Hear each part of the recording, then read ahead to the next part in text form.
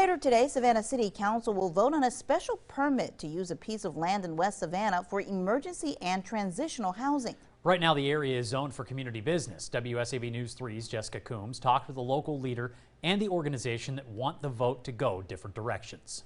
This area on Augusta Avenue is owned by the Housing Authority of Savannah, but it's also just north of the Weeping Time Grounds, a historic site District 1 Alderwoman Bernetta Lanier says they want to keep sacred. It's important to us to utilize that community asset to be an economic driver in the area as we commemorate the tragic 429 men, women, and little baby 9-month-old Valentine who was sold on the block. If approved, the permit will let the Salvation Army of Savannah buy the land to build a new campus. Major Paul Egan says the charity's Montgomery Street location doesn't have the space or amenities they need. We really are trying to make a place where people can move from shelter to success in their lives. That Augusta Road property is just gorgeous for that. I don't know of any neighborhood that has ever suffered by the Salvation Army coming to that area. Lanier says the area needs transitional housing, but she thinks Augusta Avenue isn't the right location. Let's bring in affordable houses. Let's bring in what the community needs. Let's build us up.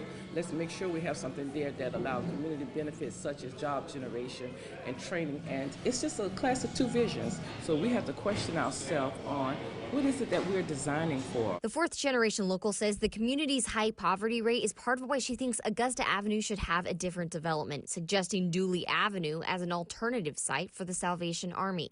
But Egan says that location would be more expensive to develop and not conducive for their vision. We have families that are leaving us, going into permanent housing. We have individuals that are getting permanent jobs, and that's what neighbors want. I mean, people that are moving forward. We do very intensive case management at the Salvation Army that make sure that people that are staying here are making sure that they're moving forward with their lives. Lanier says the city needs to come up with a plan that works for everyone. Reporting in Savannah, Jessica Coombs, WSAV News 3 on your site. Egan and Lanier encourage community members to let the mayor and city council members know where they stand on the issue before they vote tonight. That meeting starts at 6:30.